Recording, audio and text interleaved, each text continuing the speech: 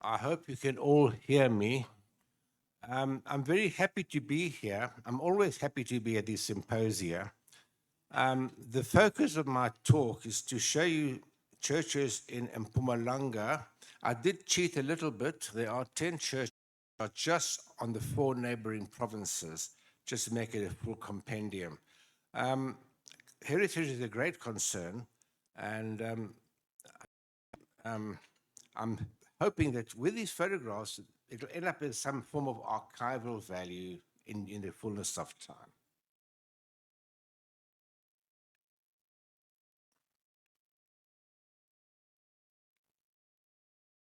Now, what's happening here now? Here we are. Right, this is our first one. Um, that's mine, I think. Really, this Mena. Oh, sorry. Yeah.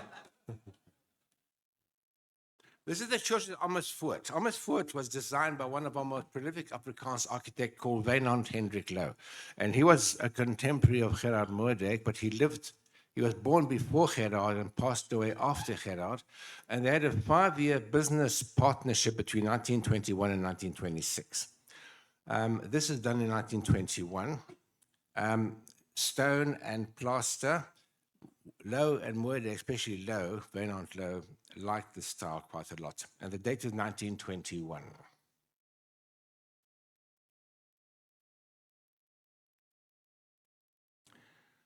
I'm going to show you 5 Lutheran churches. This is the first one.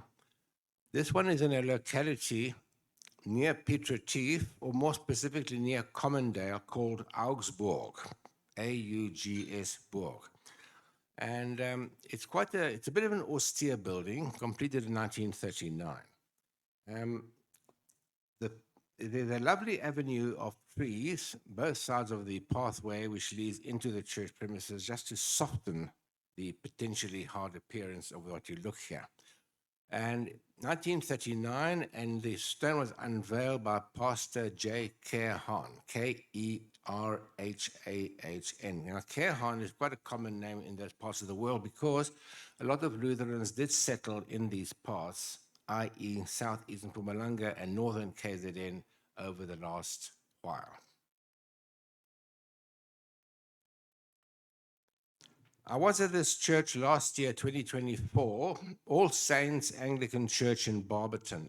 Now, in Barberton, although the town could do with some improvement, there are 2 heritage streets, both running east-west. One is called Pilgrim Street, one is called Judge Street, where some of the museums are situated. There are 3 museums in Barberton, Belhaven House, and 2 others. So this church has got a slightly Mediterranean feel. Now, I must just inform you, I've never been an architect, but I made a point of remembering who's who in the zoo. The architect in question, and it was the only designer of his that I'm aware of, is a guy called Vivian Sidney Rees Pool with an E. And the foundation stone was laid by the then Bishop of Pretoria, Neville Talbot, in 1924. We have here a church designed by a Dutch architect known as Johannes Rink, R-I-E-N-K, Berg, B-U-R-G. He designed 4 churches in the country, 2 in Mpumalanga and 2 in the Free State. So this one is in Belfast, now called Emakazeni. Now, the somewhat disadvantage of this church is it's nowhere near the town center. It doesn't give a focus to anything. It's way off center. So I'm not quite sure what the reason is for that.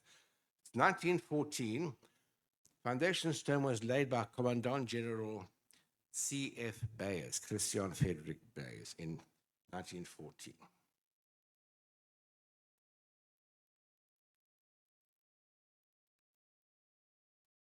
And now, let's go back. Here we are. Now, I've got to show you here, there's 3 churches in Bethel.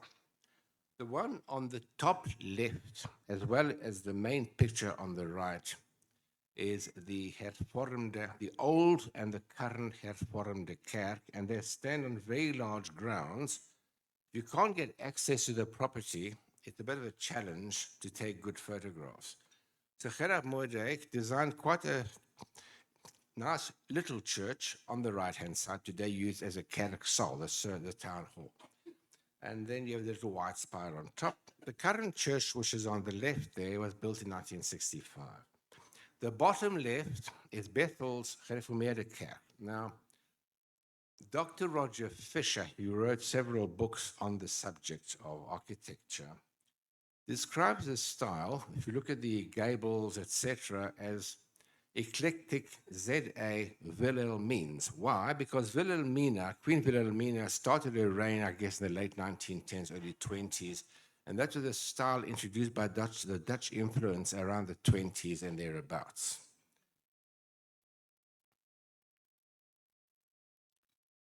Now, this town, I saw it in July this year, that's 3 months ago. It's in a terribly sorry state. It really is. I was such a shock. Anyway, this is Carolina, and the church itself, which faces south, the church dates from 1888, but not the tower. The tower was added in 1951, and on the left is, I presume, a church hall, kerksaal.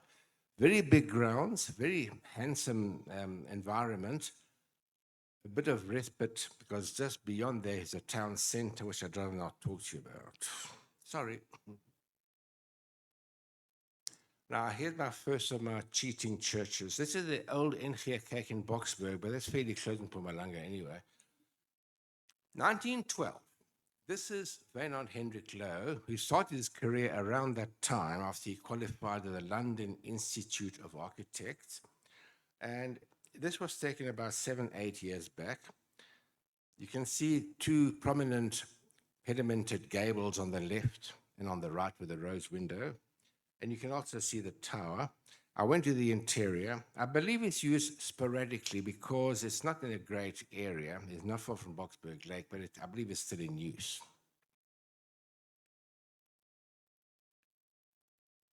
Oh, come on. Sorry, it's coming. There we are. And now this is all wrong. What's going to happen here? Something's going on. Hold on, I'm having a crisis. How do I go backwards here now? Ek moet agtergaan. Ek gaan net voor. Wat gaan maar aan?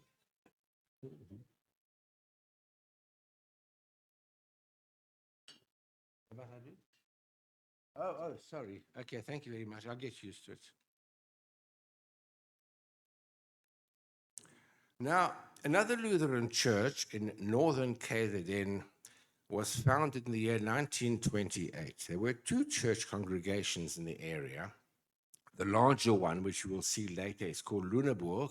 This one is about 5 km away, Braunschweig or Brunswick.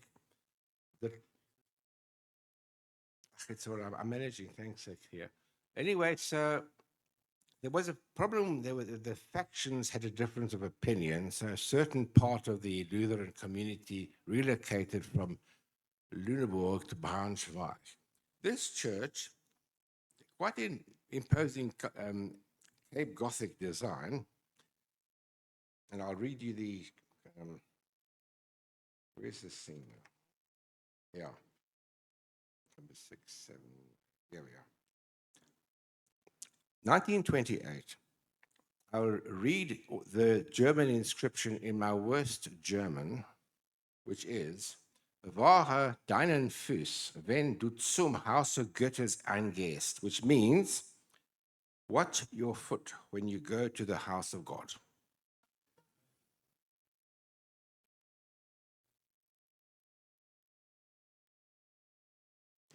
This is the Hervormde Kerk in Bronkhorstspruit. Although it's in Gauteng, it's very close to the border.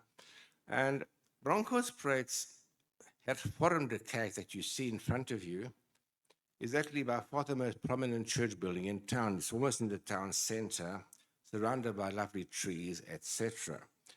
The designer, the architect, was a guy called TP, which means Theophilus Paulus Westmaas. And he came from Holland and designed at least 3 Hervormde Kerken.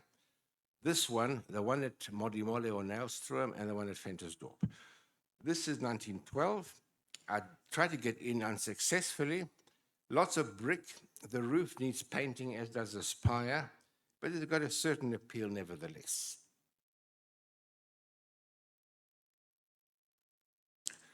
This is a village of Charles Cellier.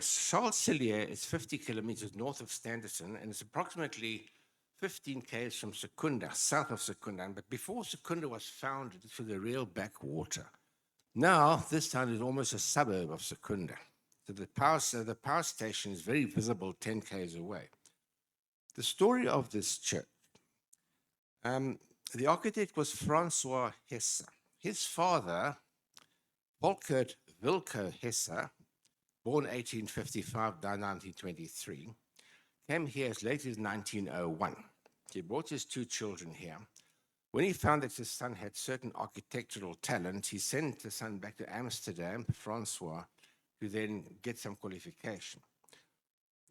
Volkert, the father, and Francois, the son, had a business partnership until about 1920 odd. And when the father passed away, the son then continued on his own, and that's one of his churches, 1935. It faces west on a downslope.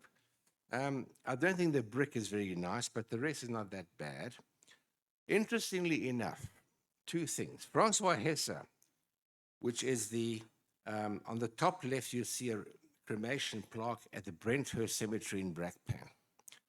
I also met Francois' son in 2013, was then 87 years old, Francois Maritz Hesse, at the Pioneers Village in Fishhook.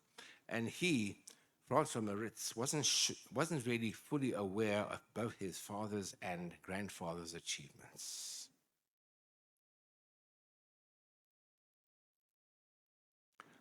This is a second church designed by Johannes Rinkberg, who designed Belfast. This is Dalstroom's NG Kerk. Now, this church is probably on the highest elevation in Dalstroom, because although Dalstroom is high anyway, this is even higher. It's quite a nice building, basically a Cape Gothic style. I'll tell you more about that later when we get to a more relevant section, such as Middelburg. Now, it's built around 1913, large garden, nice premises. But this one is quite special. The Hervormde Kerk in Dalstroom. It was built in 1893 and then rebuilt in 1905 after a fire. Typical Wilhelmines architecture, i.e. Belgium, Holland, the stepped gable. This is the front stepped gable that you see there. And there's a side gable here, but the back gable is a bit more prosaic. W.D. Prob was the architect. Now, there's a beautiful approach of trees which go north-south towards the church. And in autumn, when Dalstroom Church changes yellow, orange, and red with all the falling leaves, it's actually quite a majestic sight. This is the NG Kerk in Ermelo, on the main road, but on a big site. It was built probably in the early 1900s, demolished and partly rebuilt with a sandstone. But the architects who designed the tower and the spire were a father and son team called Leendert and Geert Geers. Geert is spelled G-U-E-U-R-T and Geers G-E-E-R-S. And they were the forerunners of some of the modern architectural buildings, churches. Unfortunately, Geert, the son, passed away before his father, so he didn't have a very long life. The father had to carry on without him. On the left of the church is one of the many memorials to the Anglo-Boer War, to those who perished and served in the Anglo-Boer War.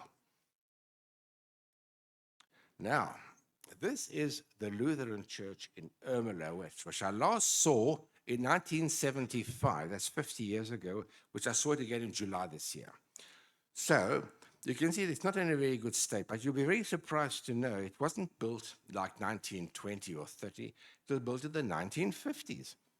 And I found this hard to believe. The architect was a guy called Werner Wagner, and he designed another modern church, which you'll see later on. The church is not in a very good state. Pastor Dladla let me in, so I could get a basic photograph. You're looking west. In other words, the lower part of the church is the eastern part, and the steeple in the western part, but needs lots of attention. This is NG Kerk Greilinstad, and the town is called Ntorwana. Greilinstad suffered a lot of traffic loss because, first of all, when the R23 from Gerritsdorp to Standerton became a bypass, the town actually started a total decline. 2 kilometers north of the town, we found the church beneath a ridge of hills, and it's got a kind of Romanesque feel. And the architects who designed this in 1913 were architects I never heard of, Mr. Cowens and Mr. Peters, or something like that, or Powers rather. Anyway, on the bottom, there is a plaque to the first Lerard, Mr. Tienessen, and the foundation stone was laid by Christian Frederick Bayes in 1913. It's a lovely garden setting and quite a nice pastorie next door. Again, another cheat. This is Heidelberg, Gauteng, NG Kerk. This is quite a splendid building. It was built in 1890, and the architects were Mr. Brislin and Mr. Veal with an E. And Commandant General, I think it's correct, Piet Joubert laid the foundation stone in 1890. It's quite a nice, interesting site. It slopes from south to north, i.e., the lower elevation is here, and the upper elevation is there. Now, the tower fell in 1909 owing to some damage or other. At the back, this picture here, you see the back of the church with the apse. Those 4 little towers are called tourelles. It's 2 or 4. Tourelle is a French word for little tower. Impressive flight of steps here on this part here. And then in the middle, you have your wonderful symmetrical wooden beams, which I think might portray the crown of thorns, Jesus' crown of thorns. Now, over the years, things have happened. The church used to be in a magnificent green lawned area. But as traffic increased, security became problematical. They then had to pave most of the lawn, and people park inside. That has somewhat cost a bit of majesty. I won't tell you much about this church. I saw this in April last year. This is called the Pronoia Christian Church in Kopsehoop.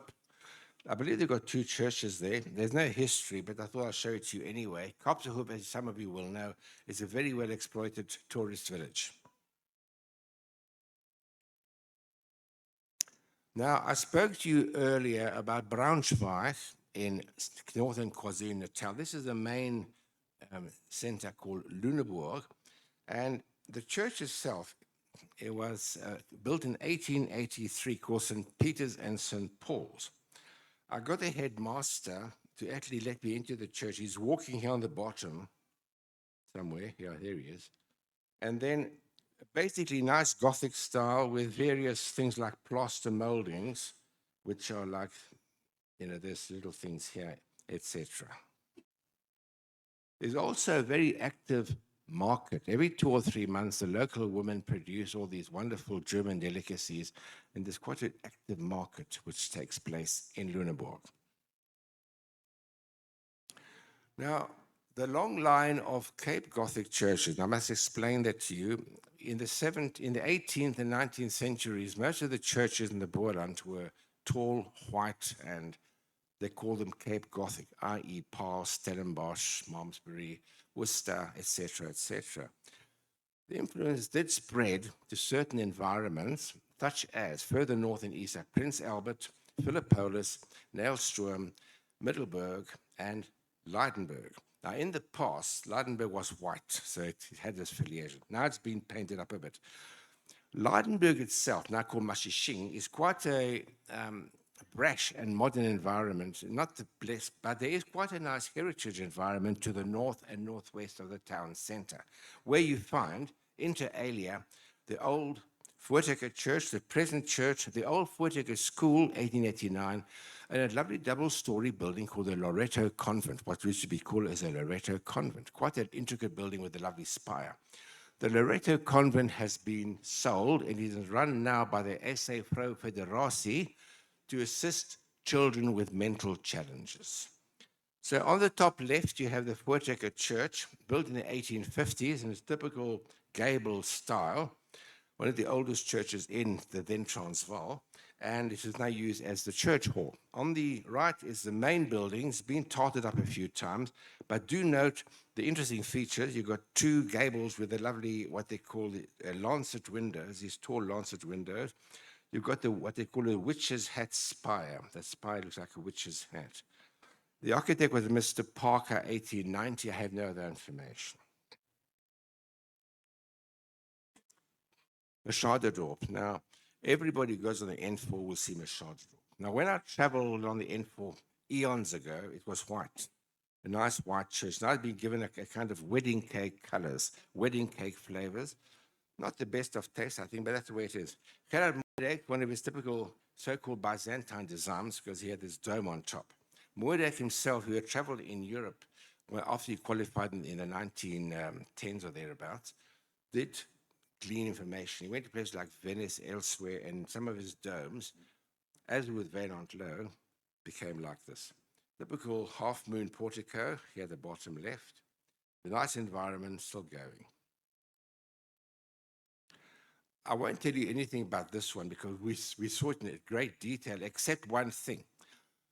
The church was designed by this very fantastic veteran architect called Carl Otto Hager. Now, Hager was born in 1813, came here in the 1840s, designed the first St. Mary's Catholic Church, now Cathedral, in Rudon Street, Cape Town.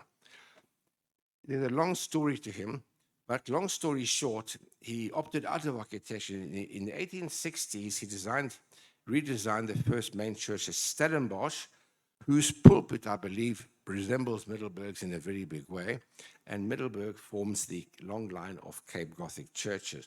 His son, John Hager, actually completed the church because now Carl Otto was getting a bit old, so John moved to Middelburg, to complete the only church of the Hagers outside the Western Cape and the Eastern Cape.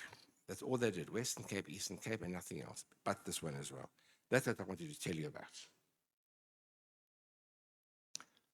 Another Byzantine, shall we say, confection.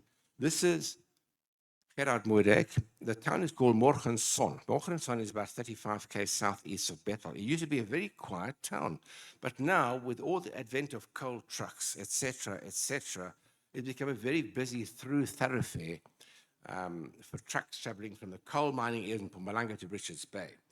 Nevertheless, this church is quite nice. In 1930, a bit of a top-heavy tower, not unlike the NG Cape Pretoria Oos by Loftus, and it still holds its own in the environment. Now we have another Byzantine treasure here. This is Nailstroom or Modimolle. This is the Gereformeerde Kerk, which was complete 1931. And it has undergone many coats of paint. I've seen it pastel blue, pastel green, and now we have this brick painted white. On the bottom left is the old original church, 1891, still uses the kerk sold at Town Hall, and a bit of a top-heavy dome, but it's a rather nice environment.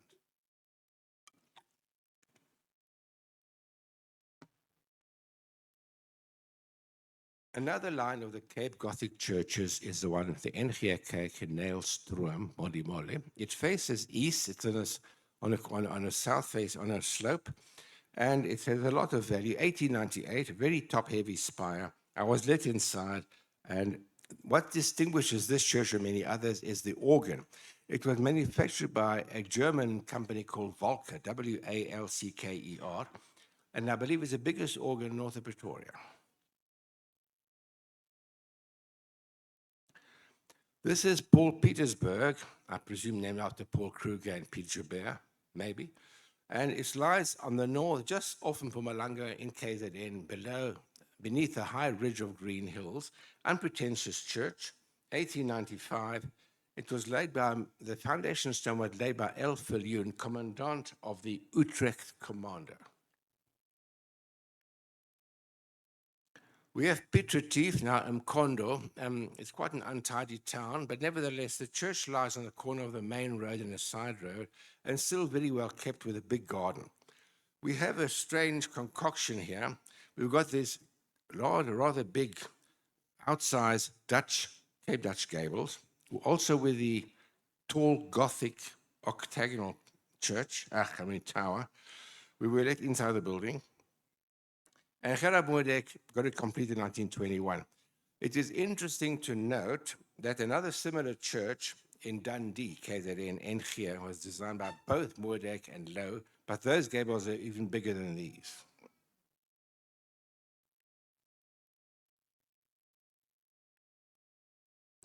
Now here I've got to read because I won't remember the words. This is the Methodist Church in Pilgrim's Rest. The church looks a bit forbidding in that color, I think. It lies on the top of a cul-de-sac at an elevated altitude. It is still used for service, but I want to read you the two plaques there because it's quite interesting. It says as follows. The one plaque on top says, "This stone was laid by Mrs. R. Sutherland on behalf of lady workers, October 1911." And the bottom one says, "This stone was laid by Mr. A. Leggett Neal, Esquire, General Manager, TGME, i.e. Transvaal Gold Mining Estates, 1911.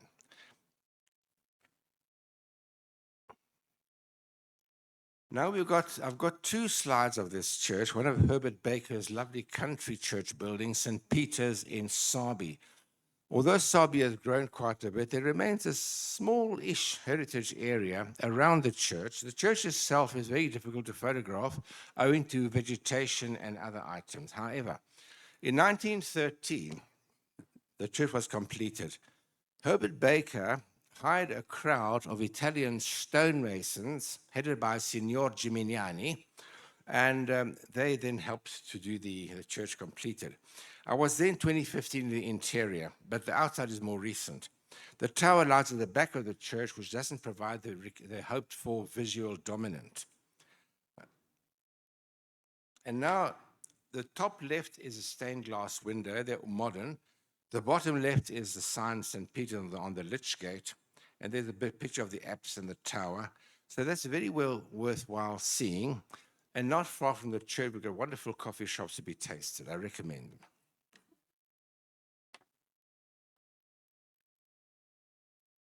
A fairly modern church, 1941, NG Kerk, Standerton, lies on a pretty open site. It replaced an earlier church built around 1900, which is actually very, very decorative. It's very tall spire, wood, and it was mainly iron spire. Demolished, sadly. This was built in 1941 by the father and son team, Leendert and Geert Geers. And on the left, you have a statue of Anglo-Boer War, those who fought and died.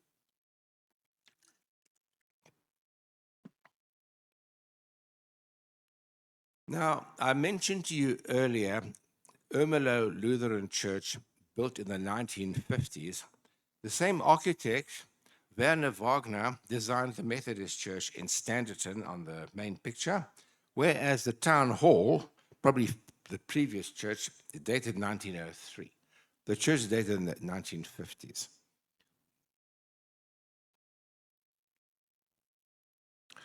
We've got a story here. I'm sure you know where this is. This is Phillipe, the rapidly growing tourist destination of Phillipe. Now, I've been to Phillipe many times.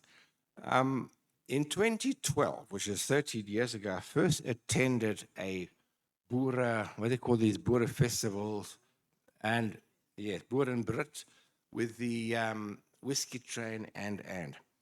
Now, the lady who designed the church in 1965 is called Helen Lawrence. Helen Lawrence I actually met in 2012. She was getting quite, advanced in years. She even bought one of my church books, bless her soul.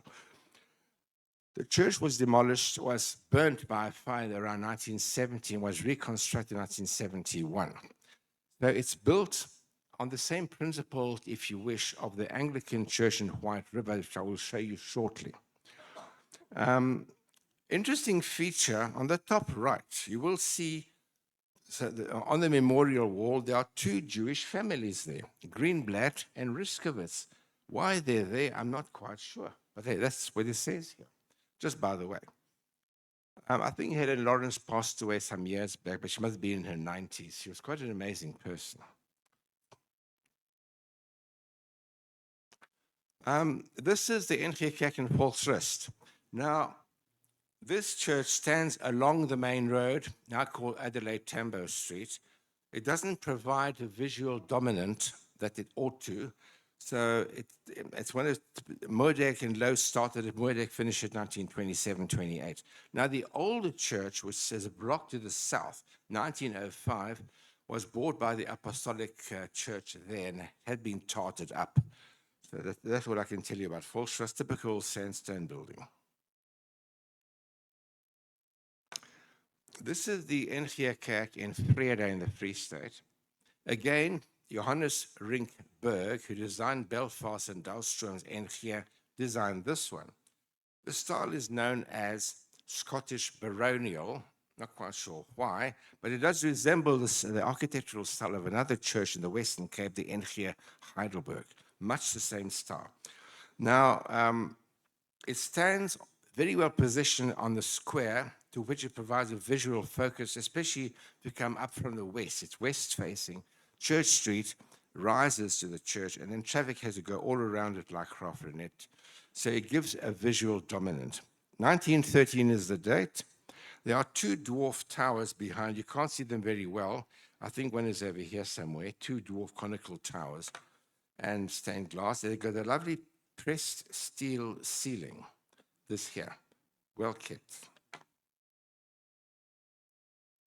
Now, I've got to show you this because this is of interest. St. Conrad's Catholic Church in Vrede. Why am I showing you this?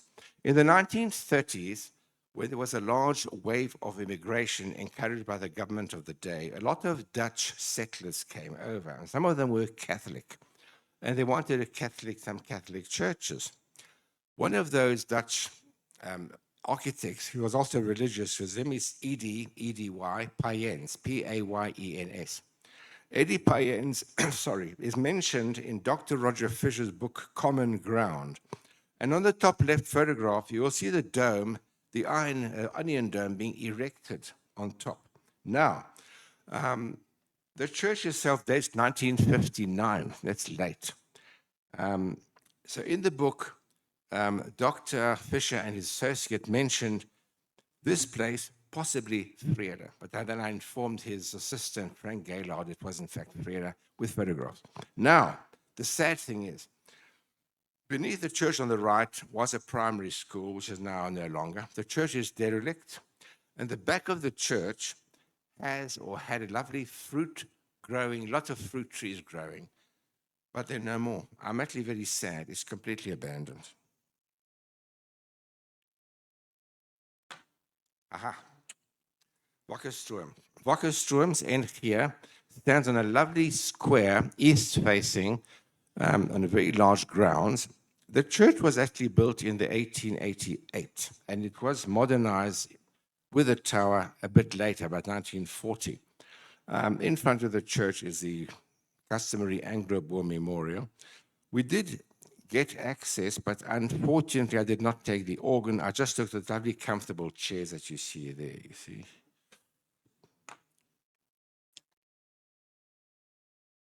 And this is the Wakkerstroom Catholic Church. At one stage, and correct me if I'm wrong, in 1904-ish, it became like a Union Church, a stone building. It's a little bit stone, but over the years, it became a Catholic church. It might have been an hervormde kerk or geref before that, I can't remember. But anyway, it's a little simple Gothic style building with a little ventilator terrace on the top. There, on top there. It's a lovely garden setting with a beautiful large oak tree, and there's benches you can sit. It's a lovely environment. Now, on the left, the plaque says, in memory of Father Ivano Bertolini, parish priest, 1989-2001. I've got lots to talk to you about this church. Sorry, my voice is giving me problems. Hold on. Anybody been there? Wittenberg, Mpumalanga. It's about 20 km west of Piet Retief. It's a self-contained German community like Lunenburg in KZN. I was there in 2016, and they were very hospitable. Besides the church, they've got the school, they've got a variety of things here. The church was built relatively late in 1920 by an architect known as Mr. Thompson. I had no information besides. What is amazing, however, as you can already see, there's a lot of stained glass. I couldn't show you everything, but I'm just showing you a bit of the interior here. Over here, this is a magnificent feature, and it's a painted screen behind the altar known as a reredo, R-E-R-E-D-O, always carved around with magnificent woodwork. So a lot of these Lutheran churches do have this still in existence, and that's a big feature of this church. There's also a primary school. They were very hospitable to me and my traveling companions. It all went very well. Oh, I got 9 minutes. Wonderful. Now, this is the St. George's Anglican Church in White River. In the year 2012, I first saw it. It was 4 kilometers north of town. Today, I saw it in July this year. It's in town, literally on the border. The town has grown exponentially. Now, the architect was Frank Leonard Hodgson Fleming, who was a pupil of Sir Herbert Baker. Was he not? Sorry? Or partner, bigger pudding. Anyway, so on the, thanks for correcting me. On the top left, we have the church and the little lich gate. And then here's the interior. And on the right is the lovely apse with stained glass. Now, on the left is a bell tower, and on the right we have 2 close-ups of stained glass inside the church. The church stands in very large ground. What's of interest, there are 2 wrought iron black metal gates which allow access to the property. They were originally metal gates owned by Sir George Albew, who was a landlord, and Albew wanted to keep the sheep and horses and other animals out of the street. He was practicing in central Johannesburg. When Albew moved from to Parktown rather, then somehow or other these gates were transferred to St. George's Anglican Church in White River.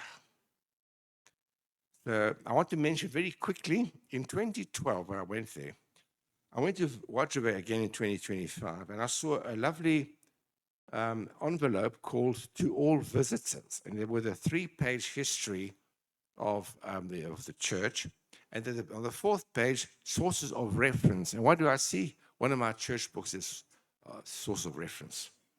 And I met them, Melanie and Ashwin. Well, I haven't met them. I spoke to them, Melanie and Ashwin Puden. Ashwin, the husband, works in Mpumalanga High Court, and they said, next time you come, we'll take you there. We want to show you the court and the architecture. Whoops, then we're finished.